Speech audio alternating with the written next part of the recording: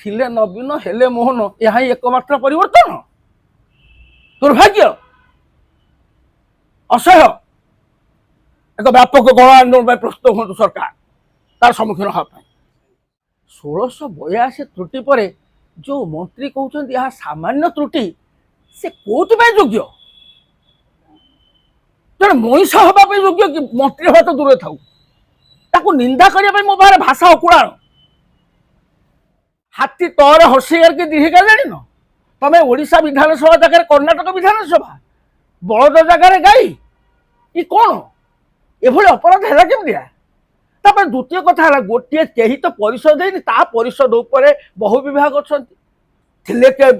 मंत्री शिक्षा सचिव शासन सचिव थे निर्देशक विभिन्न पद पदवी मंडित करुवा व्यक्ति विशेष माने तथाकथ विशेषण विभूषित व्यक्तित्व माने कौन से गोटे गोटे भाषाद्रोही भाषा विद्वेषी अक्षमणीय अपराध कर क्षमा नहीं तेणु अति बेसी हेले आज जो आम दाबी कर शीघ्र प्रथम दंड स्वरूप शिक्षा मंत्री निज पद इस्तीफा दिखाँ तदंत जो तार गोटे निर्दिष्ट समय सीमा 15 दिन भितर यार निर्यास आसु और दोषी मान दंडित हूँ या आम दृढ़ दाबी केवल भाषा सभापति भाव में ओडिशा नागरिक महामंचर अध्यक्ष भाव में ये आम दाबी निज नामर नामकरण यथार्थ प्रतिपादन कर कथा हूँ जिते बड़े समग्र विश्व स्वीकार कलानी पृथ्वीर 6702 भाषा सबुठारु सामाजिक विज्ञान सम्मत भाषा महाकाश स्पर्श करुवा भाषा प्राचीन भाषा से हूँ ओडिया भाषा जहाँ को 1075 मसीह चोल गंगदेवर शासन समय आघात दिया परवर्ती अवस्था विभिन्न समय भाषा को हत्या करने विद्रोह चक्रांत है 1434 जून 29 तारिख में कपिलेन्द्र देव राज सिंहासन में आरोहण कर निजक राउत कहे और से दिन कहे ओडिया भाषा ओडिशार शासन हम आम भाषा समृद्ध है शारला दास आरंभ कर अतुबड़ी जगन्नाथ दास आरंभ कर कवि सम्राट उपेन्द्र अभिमनु श्याम सिंह भक्त चरण दास दीनकृष्ण दास मानकर प्रभाव में समग्र विश्व में ओडिया भाषा प्रभावित है किंतु 1568 फेब्रुआरी 12 तारिख जिते बड़े गोहिरा टिकरी युद्ध ओडिशार स्वाधीनता रवि अस्तमित है परवर्ती अवस्था Afghan Mughal Maratha East India Company British शासन अमल आम भाषा को हत्या करागला एपरिकी आमको ओडिया को ओरिया कर दिगला ओडिशा को ओरिशा कर दिगला आम विकृत नामकरण कर दिगला आम संस्कृति आम भाषा साहित्य ध्वंस करागला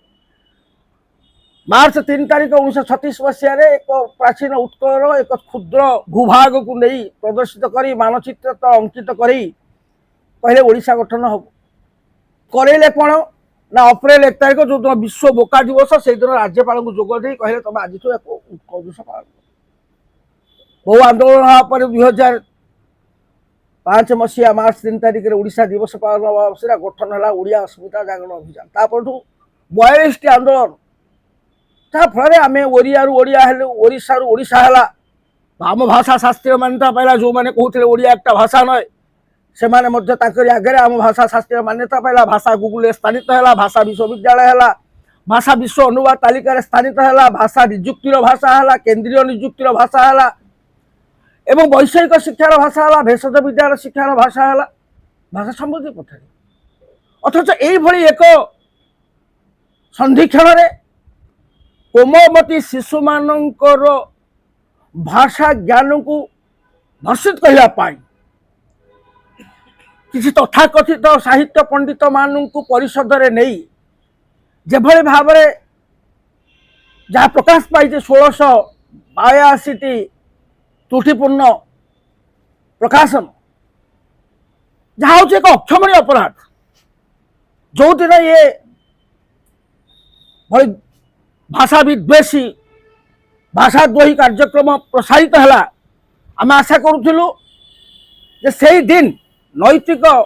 दायित्व निज उपर को नहीं गणशिक्षा मंत्री पदर इस्तीफा देवे ताहा आम दाबी कलु ଯେ ଯୋଉ ମାନେ ଏଭଳି ତ୍ରୁଟି କରିବା ପାଇଁ ଦାୟୀ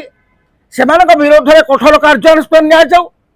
ଏବଂ ସେମାନେ ମେଧା ହତ୍ୟାର ଦୋଷରେ ଦୋଷୀ ହେଇ ସେମାନଙ୍କୁ କାରାଗାରକୁ ନିକ୍ଷେପ କରାଯାଉ। ଯାହା କ୍ଷତି ହେଇଛି ଯୋଉ ପଦାଧିକାରୀ ମାନେ ଯୋଉ ପରିଷଦ ମାନେ ଦାୟୀ ସେମାନଙ୍କ ଠାରୁ ଆଦାୟ କରାଯାଉ ଏବଂ ଏମାନଙ୍କୁ ଗୋଟିଏ ଗୋଟିଏ ପିନ୍ଧେଇ ଦିଆଯାଉ ଇଏ ଭାଷାଦ୍ରୋହୀ ଭାଷା ବିଦ୍ୱେଷୀ। ସରକାର ଗୋଟିଏ କମିଟି ତଦନ୍ତ କମିଟି ଓଡ଼ିଶାର ଇତିହାସରେ ଏଇ ଯୋଉ ବିଶେଷ କରି 90 ମସିହା ପରର ଇତିହାସରେ ଓଡ଼ିଶାର ଚତୁର୍ଦିଗେ ବୁଲୁଛି ଖାଲି ତଦନ୍ତ। ସମସ୍ତ ତଦନ୍ତ କିନ୍ତୁ ବିଗଳିତ ଦନ୍ତ। କାହାର ଦନ୍ତହୀନ ତଦନ୍ତ ଓଡ଼ିଶାରେ ଚାଲିଛି। ତଦନ୍ତର ଯୋଉ ନିର୍ଯାସ ସିଏ ମଧ୍ୟ ଆସିବା ଫାଇଲ ଯାହାକୁ କୁହାଯାଏ ନଥି ସିଏ ମଧ୍ୟ ହଜି ଯାଉଛି। ତାକୁ ଖୋଜିବା ପାଇଁ ତଦନ୍ତ ହଉଛି। ତଦନ୍ତ ନାଁରେ କୋଟି କୋଟି ଟଙ୍କା ରାଜକୋଷ ଲୁଟ ହଉଛି। କଣ ହେଇଛି ଆମେ ଦାବି କରୁଛୁ ଯେ କେତେ ଦିନ ଭିତରେ ୟାକୁ ତଦନ୍ତ କରିବ। ନିର୍ଦ୍ଦିଷ୍ଟ ସମୟ ସୀମା ଆମେ ଦେଖିଛୁ ଯେ ନାଗାର୍ଜୁନ ବେଶ ଦଳା ଚକଟାରେ ମରିବାଠାରୁ ଆରମ୍ଭ କରି ନୀଳାଦ୍ରି ବିଜୟଠୁ ଆରମ୍ଭ କରି ଆମର ରତ୍ନଭଣ୍ଡାର ଠାରୁ ଆରମ୍ଭ କରି ଶ୍ରୀମନ୍ଦିର ପ୍ରେକ୍ଷାପଟଠୁ ଆରମ୍ଭ କରି ଅନେକ ରାଜସ୍ୱ ଗ୍ରାମକୁ କିଭଳି ଭାବରେ ଟେକି ଦିଆଯାଇଥିଲା ଆନ୍ଧ୍ର ହାତରେ ତାଠୁ ଆରମ୍ଭ କରି ବିଭିନ୍ନ କ୍ଷେତ୍ର ସମୟରେ ଆଜି ପର୍ଯ୍ୟନ୍ତ 90 ମସିହାରୁ ଏଯାବତ 77ଟି ତଦନ୍ତ କମିଟି ଗଠନ କରାଗଲାଣି। କୋଉ ଗୋଟିଏ ତଦନ୍ତ କମିଟି ବିଧାନସଭାରେ ଆଲୋଚନା ହେଇଛି? ଫଳ ତ ହେଲା କଥା, ପଦକ୍ଷେପ କଣ? ତେଣୁ ଏ ତଦନ୍ତର ଯୋଉ ଘୋଷଣା ଇଏ କେବଳ ଧର୍ମକୁ ଆଖିଠାର ଲୋକଙ୍କର ଦୃଷ୍ଟିକୁ ଭିନ୍ନ ଆଡକୁ ନେବା ପାଇଁ। ତେଣୁ ନିର୍ଦ୍ଦିଷ୍ଟ ଭାବରେ ଦାବି ହେଉଛି ଯୋଉମାନେ କୋମଳମତି ଶିଶୁ ମାନଙ୍କର ପ୍ରତିଭା ହତ୍ୟାକାରୀ ସେମାନଙ୍କୁ କଠିନ ଦଣ୍ଡରେ ଦଣ୍ଡିତ କର। ଏବେ କଣ କୁହାଯାଉଛି ସେଇ ବହି ଥାଉ ସଂଶୋଧନ କରି ପଢେଇବେ। ଆରେ ବାବୁ, କୃତ୍ରିମ ବୁଦ୍ଧିମତ୍ତାକୁ ପ୍ରୟୋଗ କରି ତମେ ଇ ଭାଷା ସହିତ ଖେଳ ଖେଳିବ? କୋମଳମତି ଶିଶୁ ମାନଙ୍କର ଭବିଷ୍ୟତ ଖେଳ ଖେଳିବ?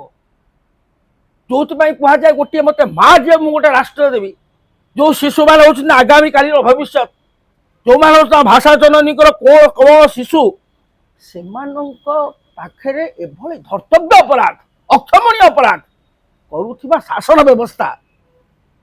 କୌଣସି ଦୃଷ୍ଟିକୋଣ କ୍ଷମଣୀୟ। ତେଣୁ ପ୍ରଥମ ଦାବି ହେଉଛି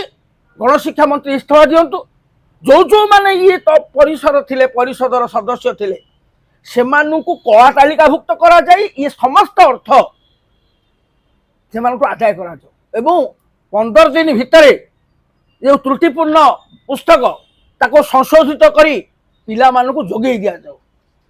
ଇଏ ହେଉଛି ବାସ୍ତବତା। ଆଜି ମୁଖ୍ୟମନ୍ତ୍ରୀ କହିଛନ୍ତି ଆମେ ଶିଶୁ ଶ୍ରେଣୀ ଠାରୁ ସ୍ନାତକୋତ୍ତର ପର୍ଯ୍ୟନ୍ତ ପିଜିରୁ କେଜି ଆମେ ମୁକ୍ତ ଶିକ୍ଷା ଦେବୁ। ମୁକ୍ତ ଶିକ୍ଷାର ଏହା କଣ ମୁକ୍ତ ଶିକ୍ଷା?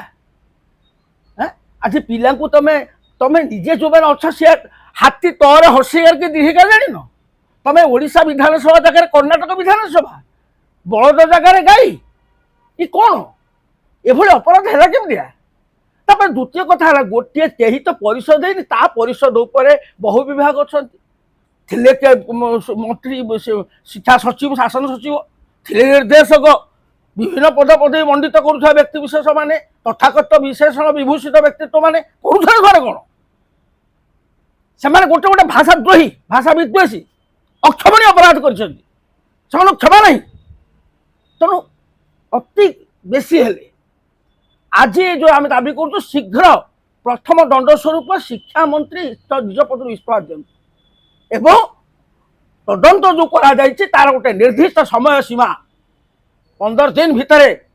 ୟାର ନିର୍ଯାସ ଆସୁ ଏବଂ ଦୋଷୀମାନେ ଦଣ୍ଡିତ ହୁଅନ୍ତୁ। ଏହା ଆମର ଦୃଢ଼ ଦାବି। କେବଳ ଭାଷା ସଭାପତି ଭାବରେ ନୁହେଁ, ଓଡ଼ିଶା ନାଗରିକ ମହାମଞ୍ଚର ଅଧ୍ୟକ୍ଷ ଭାବରେ ଏହା ଆମର ଦାବି। ଗୋଟେ କଥା ହଉଛି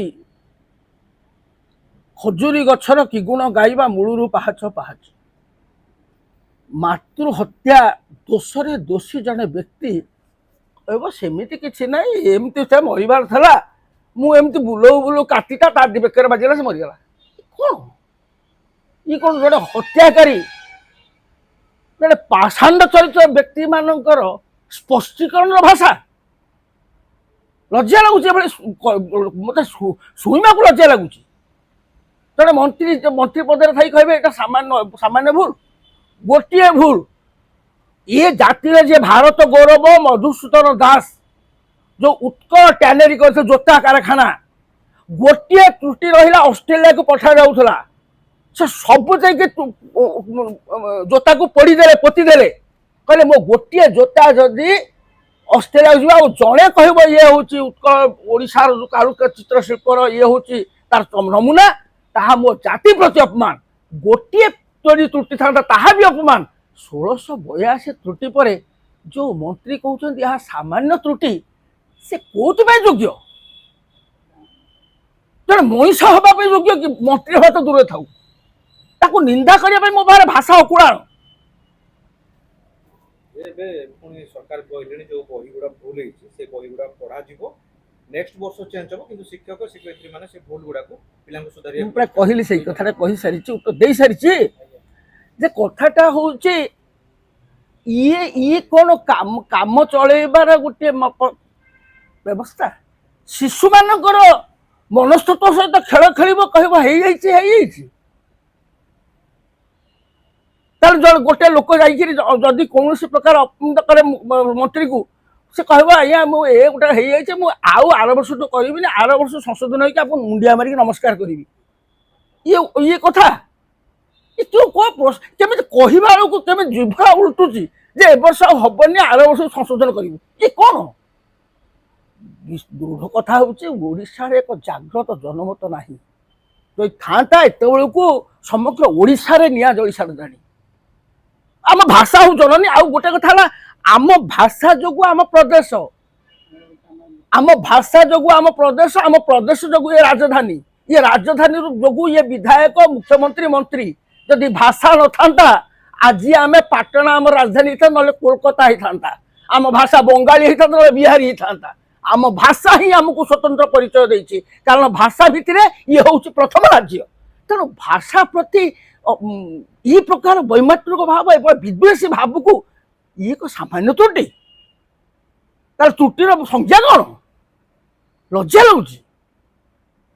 ननोडिया लोक किसी दायित्व अधिकारी किसी ओडिया लोक कोन से बहुत कथा जो पदे गोटे कथा हूँ आलोचना भी हूँ ये शिक्षा मंत्री दायित्व अच्छा मात्र सबू दायित्व जड़े किए पदाधिकारी अणओडिया पदाधिकारी आमे अणओडिया शासन अणओडिया लुंठन गोटे ओडिया अस्पताल अभियान कर लड़े कर सी गोटे परिवर्तन है परिवर्तन कौन है कौन थिले नवीन हेले मोहन यहाँ एकमात्र परिवर्तन दुर्भाग्य असह्य एक व्यापक गण आंदोलन प्रस्तुत हूँ सरकार तार सम्मुखीन हाँ